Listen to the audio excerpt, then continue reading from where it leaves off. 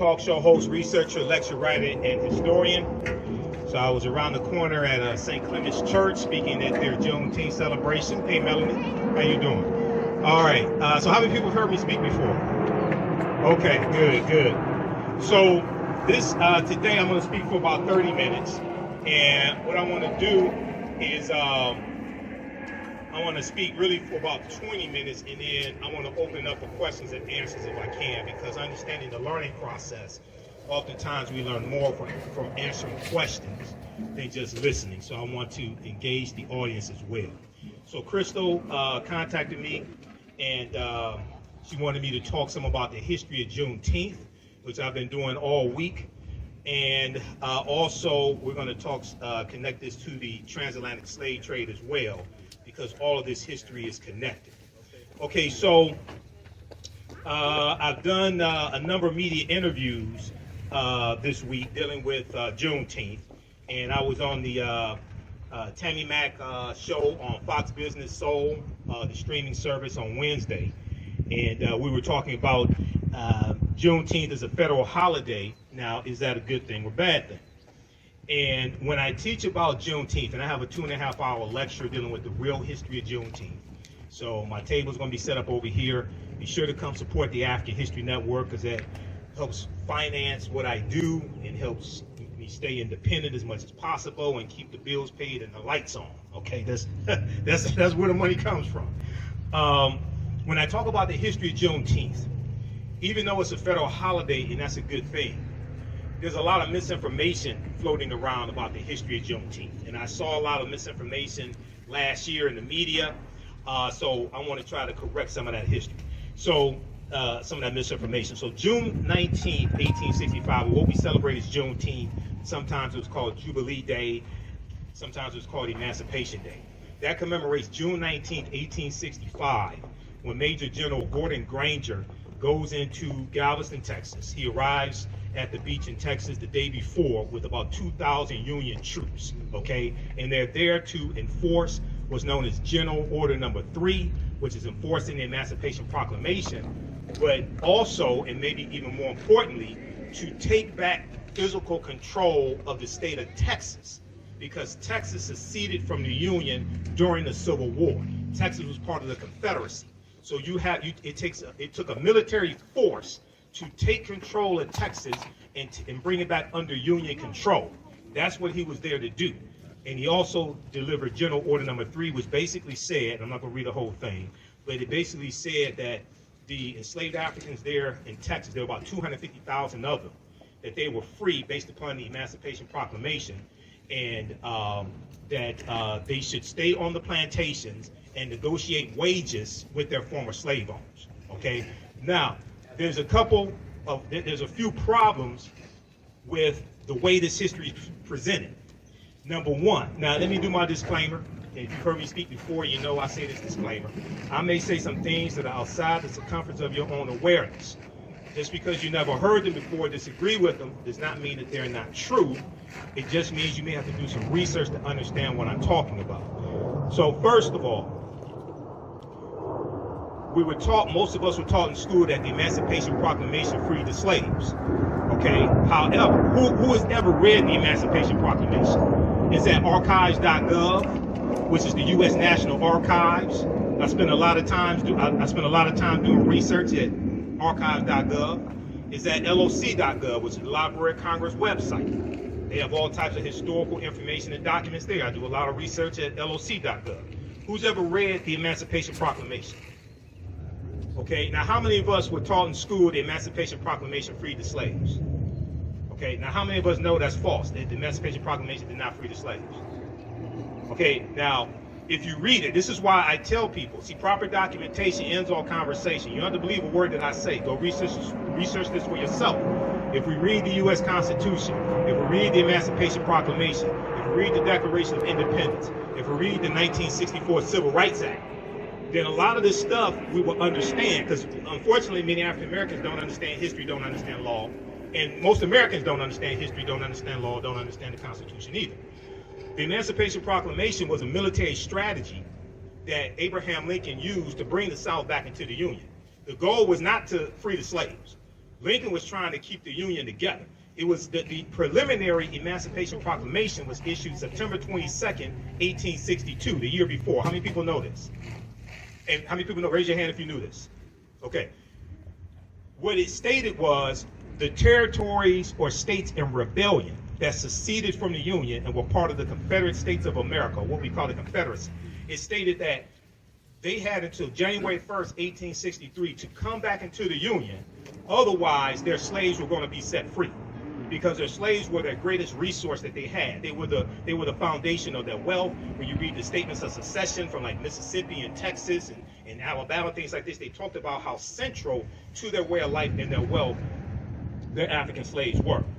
So they didn't come back into the Union. So he issues the Emancipation Proclamation January 1st, 1863.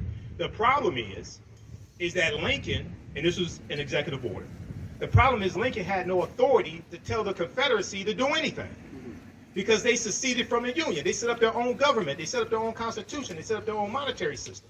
That'd be like Great Britain telling the United States that separates, and you had the American Revolutionary War, 1775, 1783, Declaration of Independence, July 4th, 1776, all of this. That's like Great Britain ordering the U.S. to do something. It's like, wait a second. This is our own sovereign government. You can't tell us to do anything. So they had no authority to do it. Now, the Emancipation Proclamation also stated that the border states, it didn't apply to the border states. So Maryland, Missouri, Kentucky, and Delaware were states that stayed loyal to the Union. They were allowed to keep their slaves, okay? When you study Maryland, Maryland did not free its slaves till November 1st, 1864. That's almost 2 years after the Emancipation Proclamation. So, like this morning, I was getting ready to speak around the corner at St. Clement's Church, and then come over here. I was watching MSNBC, Ali Velshi show, and they're talking about Juneteenth, and they said the Emancipation Proclamation freed the slaves, and they said, oh, the black people in Galveston, Texas found out 2.5 years later. And I'm sitting there, and I know it's Sunday morning, but I was cussing at the TV. I can't lie. I'm sitting there, and I'm like, who did the historical research for this? This is false. Okay, so I don't want people to misunderstand me. I'm all for celebrating Juneteenth. But when we come together and celebrate Juneteenth, we have to correct the history of Juneteenth, and we have to protect the history of Juneteenth. We also have to protect it and make sure white corporations don't pimp Juneteenth. Okay, so we have to have enough respect for ourselves to go after them when they try to pimp Juneteenth as well. Okay, so one, the Emancipation Proclamation did not free the slaves. It's going to lead to slavery ending, okay? And what happens is, as the Union troops go throughout these Confederate territories, they're taking back control of these territories. But it takes military force to do this. Now, it's going to be the 13th Amendment.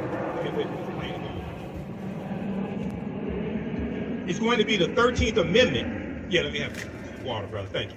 It's going to be the 13th Amendment, which is ratified December 6, 1865, which is going to legally end slavery, chattel slavery in this country. And that amends the U.S. Constitution, because the U.S. Constitution sanctions slavery. Article 4, Section 2 of the U.S. Constitution laid the foundation for the Fugitive Slave Act of 1793 and the Fugitive Slave Act of 1850. We know Article 1, Section 2, Clause 3 of the U.S. Constitution, what people call a 3/5 compromise, which is really misunderstood. It did not say we're 3/5 of a human being. It was, anybody ever read the U.S. Constitution? Raise your hand. Is there anybody ever read the U.S. Constitution? Yes, we all should read the U.S. Constitution, because it's directly related to law today. If we understood the U.S. Constitution, we understood the law, we could flip all this stuff overnight. Because then we would see why our votes are being suppressed. Right. Okay? It's just like you had people who didn't understand the law January 6, 2021, and they said the president invited us here to the Capitol. Well, the president's house is the White House, 1600 Pennsylvania Avenue. He has no control over the U.S. Capitol building. That's the legislative branch of government. That's a co-equal branch of government. The powers of the executive branch are in Article 2. The powers of the legislative branch are in Article 1. He has no authority to invite you to the Capitol building. That's why you were trespassing. But if you had read, you wouldn't be catching the case right now. This is what happened. So there was an article from CBS News. They did a segment, CBS News Morning, January 19th, 2021. I talk about this on my show a lot. It deals with how most Americans don't know what's in the U.S. Constitution. And they went out on the street And most of the people they talked to were white. And they were asking them things, you know, how many members of the House of Representatives are there? Are we near the airport? Yeah. Okay, all right. Yeah, that's right. So they were asking them questions like, how many members in the House of Representatives are there? They were asking them basic questions. Most Americans, well, most people can answer the question. There was a study that came out about 2018. It's like a Gallup poll or something like that. Alabama.com has this article, AL.com. You can research this. Almost 2/3 of Americans could not name the three branches of the federal government: judicial, executive, and legislative. Almost 2/3. 1 in 5 Americans cannot name one of the three branches of government. Okay, that's schoolhouse rock. I'm gonna build on Capitol Hill. I learned that like watching Saturday morning TV in the 1970s. Right. Okay, but this is how dumbed down the American electorate is. So when it comes to understanding history, this is why most Americans don't understand history. There was an article that came out from New York Times from June 16, 2021. So this was the day before President Joe Biden signed the bill into law. We know it passed the House of Representatives, passed the U.S. Senate, sponsored by Representative Sheila Jackson Lee of Texas, who is also the sponsor of H.R. 40 as well in the House of Representatives. This article, everybody should read this, New York Times. Most Americans know little or nothing about Juneteenth, poll finds. So this poll that was done by Gallup found that about 62% of Americans at the time knew nothing at all or a little bit about Juneteenth. Now, I would argue, now they go on to say, the holiday celebrating the end of slavery in the United States. Slavery didn't end on Juneteenth, on June 19, 1865. Okay? And one of the reasons why it didn't, let me let this point go.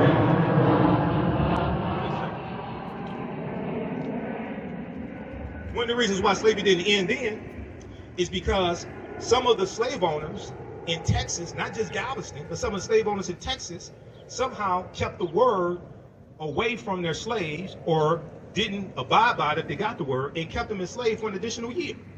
One of those slave owners was named Martha Gibbs. Not Marla Gibbs, not 227, there's no place like home, I mean no place child, not Marla Gibbs. I'm talking about Martha Gibbs. Martha Gibbs was a white slave owner from Mississippi. She leaves Mississippi and takes her African slaves into Texas at gunpoint. Wow. Texas was a safe haven for many slave owners because Texas was more removed from battles of the Civil War and there was less of a Union presence in Texas. So you had slave owners from surrounding southern states who fled into Texas with their slaves. Okay? Martha Gibbs was one of them. Well, she kept her enslaved Africans to the following year, 1866. She didn't care about the Emancipation Proclamation, none of that stuff. That didn't mean nothing to the, just like the domestic terrorists, laws don't mean nothing to them. Okay? Wink, wink. The laws don't mean nothing to them. That didn't mean nothing. That didn't mean nothing to them. Those are their descendants that stormed the U.S. Capitol building. Right. Okay? All this is tied back to the Civil War and Reconstruction. Right. All this history is connected. Okay? All right, so you're going to have some that are still enslaved to 1866. Now, it's important to celebrate Juneteenth. Why? Because Juneteenth is a celebration of freedom. Okay? And they had celebrations. If you read some of the slave narratives, they had celebrations when they got the word. In 1865, June 1865. Now, it's also important to understand that Major General Gordon Granger is going to go through various parts of Texas for a number of days, delivering General Order Number 3. June 19th is the date that was agreed upon to celebrate as when they got the news. But all the African slaves in Texas did not get the news on that date.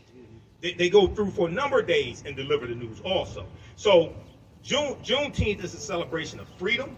It's not our Independence Day because we weren't independent. We still ain't independent today because about 97% of African Americans work for white people. Okay. Now I'm not saying go quit your job. That's economic suicide. I'm not saying quit your job, but I'm saying that's not Independence Day. That's Emancipation. You can say Emancipation Day. You can say Freedom Day. But no, we weren't independent then. We're still not independent now. It's a more important holiday. It's a more important holiday for African Americans than the 4th of July, or what Dr. Shaka Musa Shango called the 4th of July, Y-O-U-L-I-E. He wrote the books, African People and European Holidays and Mental Genocide. How many people have read those books? Read those books, book 1 and book 2, because it deals with the origins of all the European holidays that we've been taught to celebrate in this country, including the 4th of July. And we know 1776, you know, they're fighting for their freedom in the American Revolution, but at the same time, you're enslaving African people. You have this paradox, okay? All right, so let me check on time. All right, so there are 4 components that have to be incorporated. When I teach about Juneteenth in the interviews, media interviews I did, and also Ken Coleman interviewed me for Bridge Detroit. He did an article that came out Friday, I think it was, dealing with Juneteenth. He interviewed me for that, bridgedetroit.com. There are 4 components that I think have to be incorporated into any of these Juneteenth celebrations, which we should have, because usually I'm in Atlanta for their 3-day Juneteenth parade and music festival. I'm usually speaking there, and I'm a vendor. They have thousands of people that come through. They have at least 100 vendors each year, 100 black vendors, Caribbean vendors, African vendors, things like this. One, we have to incorporate history. We have to teach the real history of Juneteenth, what it was not. Teach the history of the Civil War and why the Civil War happened, okay? Because they're trying to keep the Union together. South Carolina was the first state to secede from the Union December 20th, 1865, about 6 weeks after Abraham Lincoln becomes president-elect for the newly formed Republican Party, because the Republican Party wasn't founded in 1854, okay? Somebody called into my show. He tried to be a wise guy. He called into my show a couple weeks ago. He said, which political party owes reparations to black people? I said, well, you do realize for the majority of the time slavery existed in this country, you didn't have a Democratic or Republican Party. The Democratic Party wasn't founded in 1828. They were called Jacksonian Democrats, named after President Andrew Jackson. Republican Party was founded in 1854 as a backlash to the Kansas-Nebraska Act, because it was a backlash to the spread of slavery in the Kansas and Nebraska territories. So the majority of the time that you have slavery in the history of this country, you don't have a Republican or a Democratic Party. And many of the founding fathers, even though they may have been slave owners, many of them were against political parties because they thought it caused division in the country. So you're talking about reparations largely coming from the federal government, okay, regardless of political party. But you have to have a historical component to correct the history, protect the history, and deal with the real history of the Civil War, Juneteenth, and the Reconstruction Era. Reconstruction is extremely important, 1865 to 1877. The Reconstruction Era is taught very little in our schools, K through 12. There was a article from Time magazine, time.com, January 12, 2022, 6 days after the January 6th insurrection, the insurrection was a continuation of the Civil War and the political violence that brought about an end to Reconstruction. A new report finds that 45 states are failing to teach students about the period that shaped race relations after the Civil War. They're talking about Reconstruction. And in this article, they talk about how Reconstruction, understanding Reconstruction, is directly related to the police violence we see today in the murder of George Floyd, May 25th, 2020, the voter suppression laws enacted, especially after African-American voters voted in the 2020 election to elect President Joe Biden and Kamala Harris, but also the January 5th senatorial election in Georgia, because that's what really infuriated a lot of people, okay? The reason why it infuriated a lot of people, it wasn't just because John Ossoff won, and he's a Democrat, and he defeated Richard Perdue, David Perdue. It's because Senator Reverend Raphael Warnock defeated Kelly Loeffler, and he became the first U.S. Senator from Georgia. People don't understand how monumental that was, what he did. What he did was beat the system. What I mean by beat the system, I'm not talking about the mail-in ballot system that Republicans voted into office in 2005 in Georgia.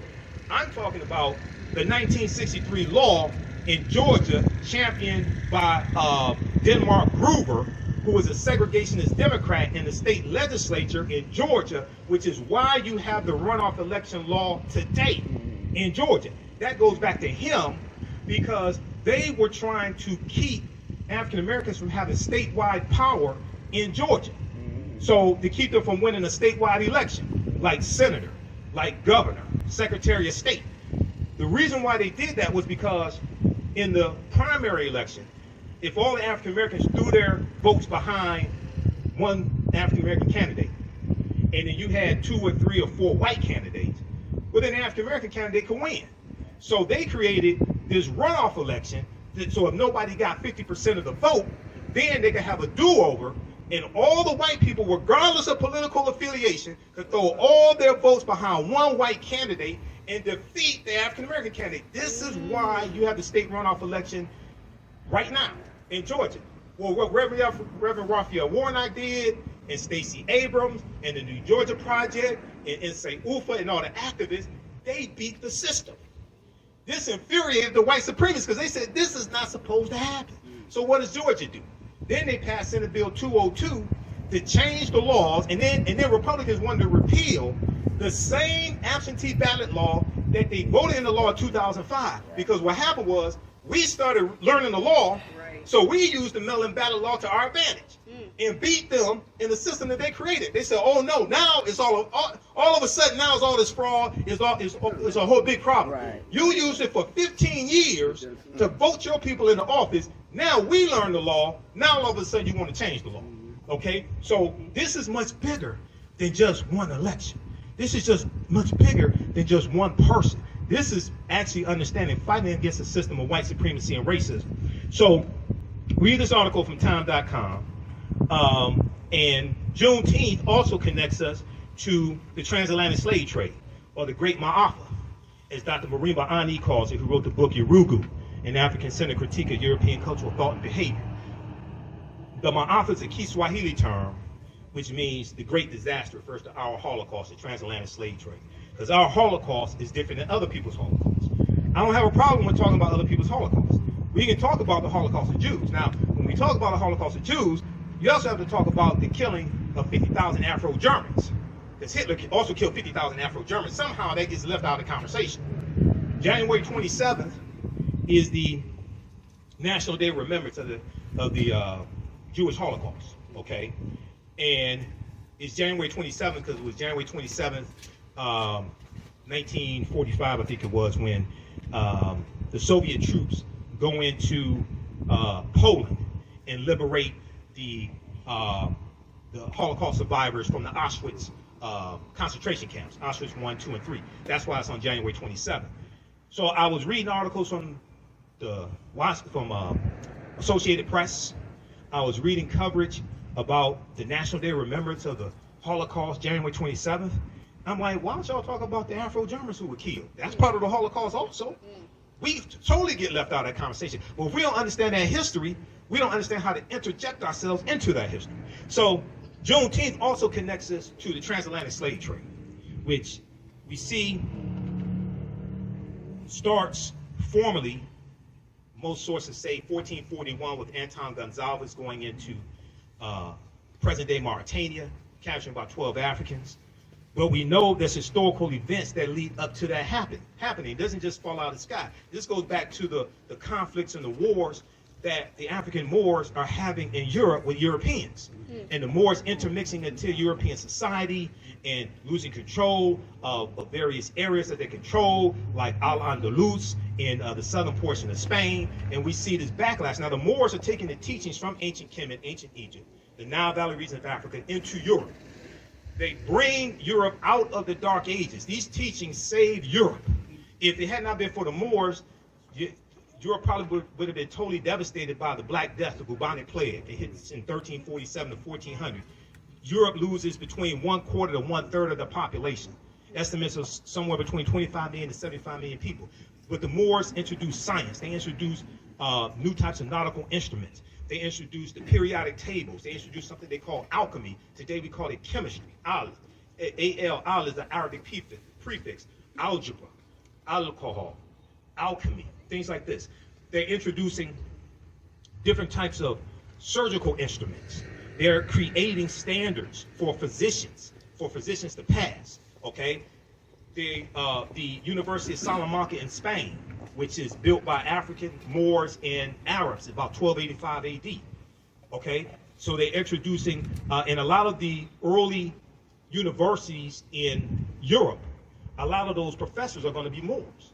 So all these things that we taught Europeans, came back to kick us in behind. Moors are going to introduce cotton and sugar around the 9th century and 10th century. You know, first plantations the Spanish especially are going to set up when they start conquering lands like island lands like Jamaica. And thank you, brother. Oh, okay, thank you. Like Jamaica and Hispaniola, things like this are going to be sugarcane plantations, because sugarcane requires a warm tropical area to grow in. All right. So when we go from the beginning of the transatlantic slave trade, and then we see the English get involved in 1562 with John Hawkins and the good ship Jesus and things like this, we see the triangular trade created. We go throughout history.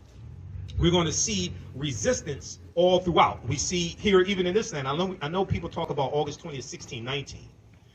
One, it's important to understand that African people were here in this land that we call the United States of America going back at least 51,700 years ago. If you read the book, how many people are familiar with Dr. David M. Hotep, who wrote the book, The First Americans Were Africans, Documented Evidence? So he's a friend of mine. I've interviewed him probably 13, 14 times. His first book has 713 footnotes. It thoroughly documents an African presence in this country going back at least 51,700 years ago, the Khoisan. The Khoisan have the oldest DNA on the planet. They come from Southern Africa. They go all around the world. They're the ancestors to the Anu and the Twa. The Twa are derisively or derogatorily called pygmies in European anthropology and archaeology. They go all around the world. They're short-statured Africans. So, yes, African people circumnavigated the globe. Yes, we were already here. But that does not mean the transatlantic slave trade did not happen.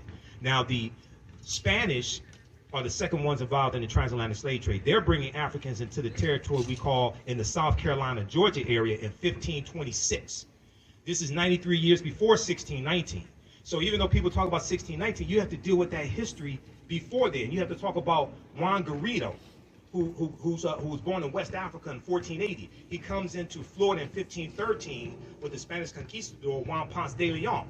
It's going to be Juan Ponce de Leon who names Florida, who gives Florida its name. It's Spanish, which means it has some reference to flower. This is where Florida comes to. Well, Juan Garrido is probably the first African we know of by name who comes to this land we call the United States of America. This is long before 1619. So even though 1619 is important to understand, and understand it in the proper context, that's not when we first came to this land, but that's part of the transatlantic slave trade. Now, August 20th, 1619, when the White Lion pirate ship, you have the White Lion and the Treasure, two English pirate ships that come into Virginia, basically Point Comfort there in Virginia. How much time I'm at 27. I'm not at 28 minutes. Crystal, how am I on time? Hey, go on. Okay, so when these two English pirate ships come in, and you have 20-odd Africans who are exchanged for food and water and supplies, right? At this time in 1619, did you know codified slave laws don't exist in any of the 13 colonies? Did y'all know this? Y'all didn't know this? Nope. Oh, you have to bring me out here to speak more often. Yeah. No. Who's read Before the Mayflower by Lerone Bennett Jr.? Because he breaks some of this down in chapter 2. Chapter 2, 6th edition, right around page 40, he talks about the names that African people had in this land. When Europeans got here, they were called Moors.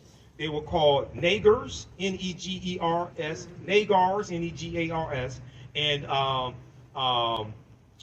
Blackamoors, okay? The word Negro really wasn't used for us at that time. He's talking about in the 1600s, all right? So, and he's talking about the presence of the Moors here when Europeans got here. And then at that time, also in the colonies, the people who we call white people, they weren't referred to as white. They were referred to as either Christians or Englishmen. Okay, so they're exchanged for food and water and supplies. They're put into a form of indentured servitude for about 3 to 5 years and released from that. Some of them go on to own land. You're going to have some Africans who come here, either willingly or unwillingly, who end up owning white indentured servants also. That's a whole nother conversation. Some people don't want to have that conversation. Don't know why, but that's part of the history. Lerone Bennett Jr. breaks this down in chapter 2 of Before the Mayflower. Okay, so this is Juneteenth connects us to the transatlantic slave trade. The first colony to have codified slave laws is going to be Massachusetts, 1641. They come to Virginia about 1660, 1661. The laws are coming to different colonies at different times. Different colonies had their own laws, okay? So some of the slave ships, and I was looking at some information from nationalarchives.gov for the UK. Some of the slave ships, the Triton had 150 African slaves, the Antelope 230, the Juno 250, the Alexander 450, the Baltimore 280, the Polly 400, the Jason 360. We know the good ship Jesus 1562. John Hawkins, who becomes later Sir John Hawkins of Plymouth, England, had 300 Africans as well. And we know that the transatlantic slave database estimates there's about 12 million Africans that are going to be taken out. Now, that's probably a lowball number. We know that people, Dr. John Henry Clark, put the number at about 100 million. Dr. W.B. Du Bois put the number close to about 100 million or so. But whatever number we deal with, we have to also understand this chronology of history as well, okay? So, and it's also important to understand that we fought slavery every step of the way in this country and in Africa. There were wars that were fought. There's a good book by Sylvian Diouf called Fighting the Slave Trade, West African Strategies, Fighting the Slave Trade, West African Strategies. And this book deals with the different types of strategies that we used in West Africa to fight against these European colonizers and fight against the transatlantic slave trade as well, okay? So here in this country, you're going to have somewhere around 250 physical slave rebellions taking up arms. We know about Nat Turner, 1831, Southampton County, Virginia, and others. We know about the Stoner Rebellion, 1639 in South Carolina. There were other forms of resistance, however. Learning to read and write was a form of resistance, because one of the things that we did when we learned to read and write is wrote our own freedom papers and ran away. That's what some of us did. We wrote our own freedom papers and ran away, because a lot of the slave patrollers that you encounter on the roads, a lot of them were poor white men who were illiterate. They couldn't read or write. So you can give them any paper, say these are my freedom papers, or a travel pass or something like that. Learning to read and write was a form of resistance. Having work slowdowns, slowing down the pace of work was a form of resistance. Poisoning white people's food was a form of resistance, okay? Destroying tools or sabotaging tools, maiming oneself, cutting off toes, something like that. Those are different forms of resistance that we engaged in as well. Okay, so when we have these celebrations, it's important for us to invoke the ancestors as well, and the brother did the libations, which brings in the power and the energy of our ancestors, and it helps reconnect us to our ancestors also. And once again, I'm gonna wrap up with this, and we can open up for questions if we can. But when we have these celebrations dealing with Juneteenth, it's important to correct the history and protect the history of Juneteenth, and deal with history, political education, economic empowerment, as well as law. Okay, so I want to thank you for your attention. I want to wrap it up there. Usually I end my presentations. Right now, it's correct wrong behavior. It's not over till we win. Wakanda forever. And because Wakanda is a real word, comes from the Omaha Ponca Sioux Indian language, means possessing secret powers, but it's also a Bantu word. It's in Kikongo as well. So Wakanda is a real word. So Asante Sana, can we open it for questions? Okay, let's open up for questions. Did you all learn anything? Yeah. Okay, all right, thanks. Now, and then I'm gonna have my DVD lecture set up over here. Also, I'll be registering people for 2 10-week online classes that I teach on Saturdays and Sundays. Saturdays is Ancient Kemet, the Moors, and the Ma'afa, Understanding the Transatlantic Slave Trade, where they didn't teach you in school, where we do it thousands of years of history. We do the sessions live. All the sessions are archived and recorded. You can watch it a year from now, 2 years from now. It will still be there. Sundays, I teach from the Civil War to the Civil Rights Movement and Black Power, 1865 to 1968, which gets deep into this history dealing with Juneteenth, Civil War, Reconstruction, all that history. Okay, any questions? When was slavery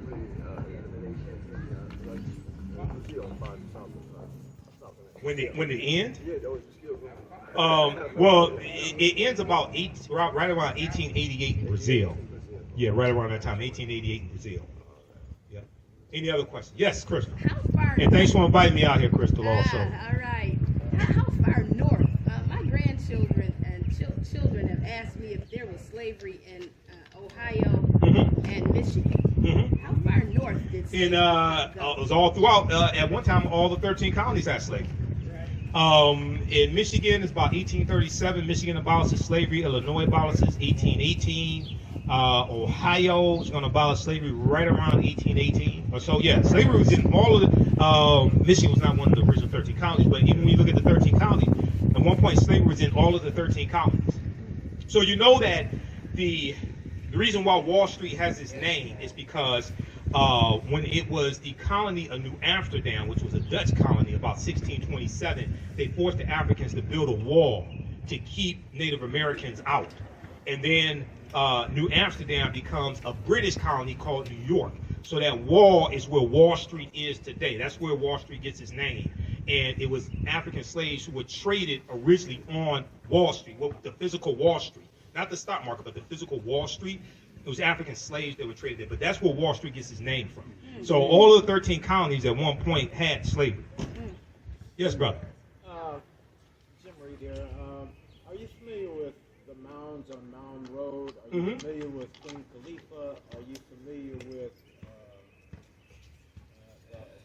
Yeah, so you had the mounds on Mound Road. So you had about 1 million mounds in this land we call the United States of America, okay? And go ahead, brother. So you have mound builders, you have Native American mound builders, you have African mound builders, the Khoisan, okay? Now the ones on Mound Road, I've heard different things. I'm not sure who built those, okay? But yes, at one point you had about 1 million mounds in this land we call the United States of America. Today is somewhere, I think, about 100,000. Dr. David M. Hotep talks about this as well. Cahokia in East Illinois is the largest mound that still exists today. Okay, and these are the early mound builders were African people. Now, yes, you did have Native Americans that built mounds. So I'm not trying to take, sometimes when we talk about African people being here first, even though people concede that African people were the first people on the planet, but then we talk about being them here first in the U.S., then it causes a problem. I'm not taking anything away from Native Americans.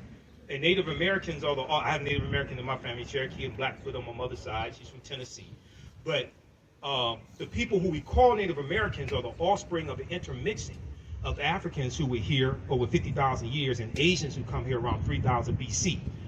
And the Africans and Asians intermix, and they're offspring of who we call Native Americans. And these were usually a dark-skinned people.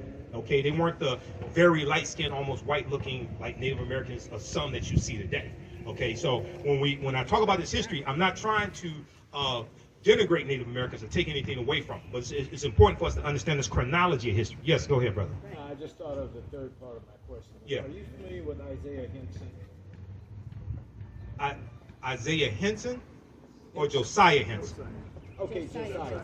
Okay, so Josiah Henson was a runaway slave from Maryland, and he ran away with his family, and he writes an autobiography. Josiah Henson is the real life person that the fictitious character of Uncle Tom in Harriet Beecher Stowe's 1852 novel Uncle Tom's Cabin is based upon, because she read his autobiography. He becomes a abolitionist on the Underground Railroad. He becomes a Methodist minister and an educator. He and his family go up into Canada because of the Fugitive Slave Act of 1850, which was the fifth bill of 5 bills and what's known as the Compromise of 1850. The Compromise of 1850 is legislation that comes about to organize the land that the U.S. gets at the end of the Mexican-American War, 1846, 1848. So the U.S. gets the territory that today makes up California, Arizona, New Mexico, Colorado, Utah, and Nevada.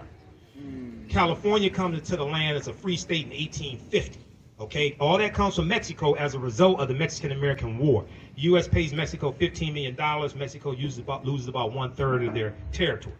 So the Fugitive Slave Act of 1850 intensifies the abolitionist movement. It makes it more dangerous for runaway slaves to even live in the North, because now it says that all people have to work with the authorities to capture runaway slaves and return them to the slave owners, and it removed habeas corpus, which meant your right to a day in court. Previously, under the Fugitive Slave Act of 1793, the slave owner had to go to court and prove that that person was their slave. The Fugitive Slave Act of 1850 takes away that and calls more runaway slaves to run into Canada. Okay, so Josiah Henson goes into Canada. So that's where he was the real life person that Uncle Tom is based upon. And Uncle Tom was not the not the way that the stereotype of Uncle Tom was that he was subservient to white people and things like this. Now that was Sambo. Sambo was a slave who followed the slave master Simon Legree around and told him where the slaves were hiding, who were running away, things like this. Uncle Tom was the slave who refused to beat black women. He was the slave who took cotton out of his sack, put it in the other slave sacks who didn't meet their daily quota, things like that. That's who Uncle Tom was in the book.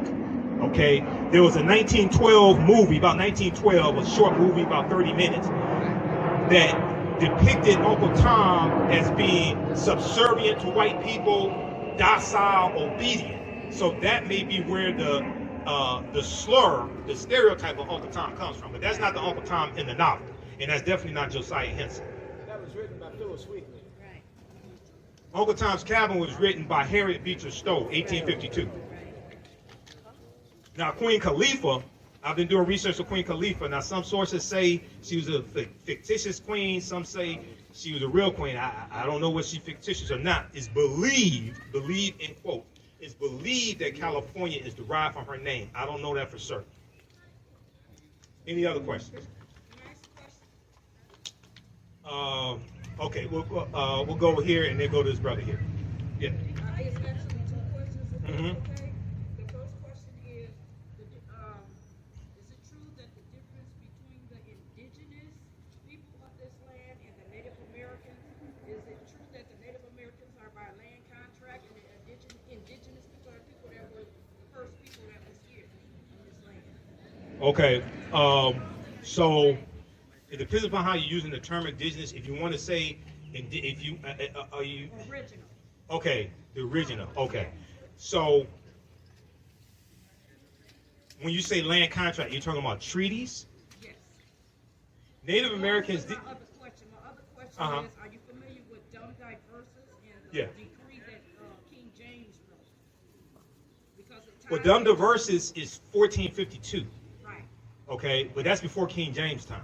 right, I know that. Okay. But it still affects us to this very day, right? Some decrees that happen in Dumb Diverses. I've heard people talk about how those decrees from the 15th century still affect us today. Now, I want to see them really explain to me the relationship. This is before the United States of America came into existence. Right. Okay, so I'm familiar with the argument, but I want them to explain to me how does that apply to the U.S. today.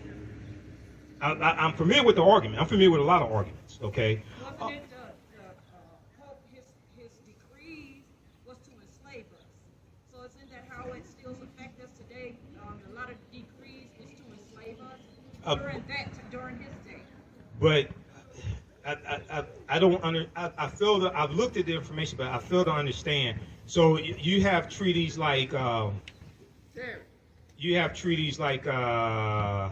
think it's about 1454, the Treaty of Tordesillas, when the Pope divides Spain and Portugal. The Pope sends Spain and Portugal out to divide the non-Christian world among Spain and Portugal, things like So this. that would affect us, right? No, Weren't we the non-Christian? but that's before you have a new United States government that has a constitution and a sovereign. Okay, so this might be a discussion. Michael, this is a discussion. We got a after. sidebar on that. Let's get to the We got a next sidebar on question. that. Go ahead, All brother. right. My other question was, Yeah. if you don't mind, Go ahead. are you familiar with the decrees of King James? Which decrees of King James? The one that had us enslaved, the ones that had us from Ireland, brought from Ireland over here to America. I'm familiar with those somewhat because Ireland was a colony of England. Ireland was a colony of England. Right. Now, what about the decree? So, wasn't there land contracts that was given to people that came from Ireland over here that had something to do with the 7-year indentured servitude? There were people who entered into indentured servitude and then were awarded land afterwards. Some of them were of African descent also.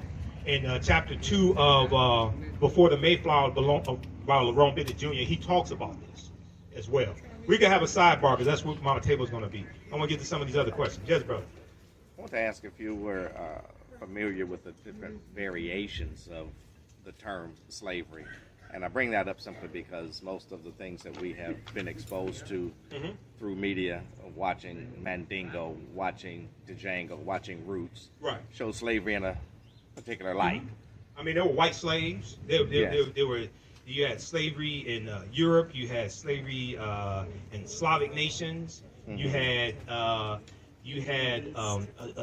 slavery. Now, this is before. This wasn't chattel slavery, but you had slavery of Muslims enslaving Christians. Some of those Muslims were Moors enslaving white Christians. Okay, so you had different types of slavery. The one here in the U.S. was a chattel slavery. After, now, not in 1619. Chattel slavery didn't exist in the 13 colonies in 1619. But later, after it's going to be developed, you're enslaved for perpetuity. So your children are born into slavery. Okay, you're enslaved for perpetuity, which was different than other forms of slavery, even though other forms of slavery were wrong. Okay, but here you're a slave because of quote unquote race, which is a made up construct. Okay, 2, you're enslaved for perpetuity, forever. So your children's children are born into slavery. All right, so it's a different concept. So, and this has to be a distinction has to be made, because then when we talk about repairing the damage of slavery, what some people call reparations, then other people say, well, everybody has slavery. No, that was different than what happened here, and slavery was written into the U.S. Constitution. Right. Well, my point is, by showing what we've been exposed to media-wise, I made a personal trip to the plantation in New Orleans where they filmed Django. Django Unchained. Yes, and they gave us a tour, but explained slavery in that particular area, and they described it in a way that was much more different from what we have seen in the media. It was almost like slavery was cooperation between the slaves and the slave owners, and they had rights down there that were respected by law. Some different states had different laws and different levels of slavery also. For instance, so in Virginia, it was legal for slaves to learn to read and write up until 1831. 1831 is when you had the Nat Turner Rebellion, because Nat Turner was literate and he could read and write, and he could read the Bible, and he used the Bible as a tool to teach his people that they should be free. So after the Nat Turner Rebellion, after he was captured and executed, the state legislature passed a law to then ban teaching slaves to read and write. So different colonies, different states at this point, different states did have different laws. Okay, and you had states that abolished slavery before others. Massachusetts is one of them, around somewhere around 1780. Vermont's going to be the first one, 1777. So there were different variations. It wasn't just like the same thing all throughout all the states. There were different variations based upon which state you're talking about. Okay. Any other questions? And then I'll be over on my table. So we have my DVD lectures. You can register for my online history classes. I teach on Saturdays and Sundays also. We have them at a discount. Yes. Could I have one question? One last question. Okay. Now, to my understanding, there was a part of what they call the slave Bible, where the slave master would take certain parts of the Bible and put them in text to be allowed to, teach the slaves about slavery. Like be kind to your master, be honorable to your master. In other words, they would take certain segments of the Bible to try to promote, they call it slave Bible. They were allowed to preach those parts of the Bible. Okay. In various states, yeah, you're going to have that. You're going to have that happen. And what should I name? This is the book our children made. One kid, he wanted to know what name should we give to this ship. What name should we give to the ship? Right. Yeah. Well, yeah. What do you think is a good name? Because I told him I don't know. I said definitely not Amistad. But what do you think? The Amistad comes to mind because those Africans won their freedom in the U.S. Supreme Court because the international transatlantic slave trade was abolished in 1807 and went into effect January 1st, 1808. So that helps form a legal argument for reparations also, by the way. That's based upon Article 1, Section 9, Clause 1 of the U.S. Constitution. You can call it the Amistad. You can call it the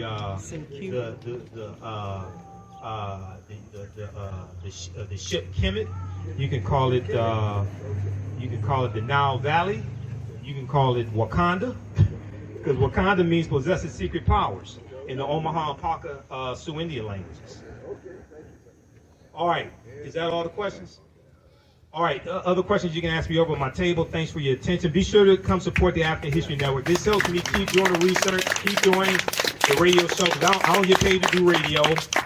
I'm on Roland Martin Unfiltered every Friday. I don't get paid to do none of that stuff. So selling the lectures, register people for the classes, any donations you want to support us with, that helps me keep doing this type of research, all right? So thanks for your attention. I appreciate it. Asante Sana Mod Hotel. Yes, brother. Well, I got some new stuff over here, too. Oh, thank you. I got some new stuff over here. You can get some for gifts also. If you got my DVD lecture, you can get it for gifts as well. All right, thank you, Crystal. Thank you. What's your name, brother? My name is Gabriel. Gabriel. All right, brother Gabriel. I appreciate you.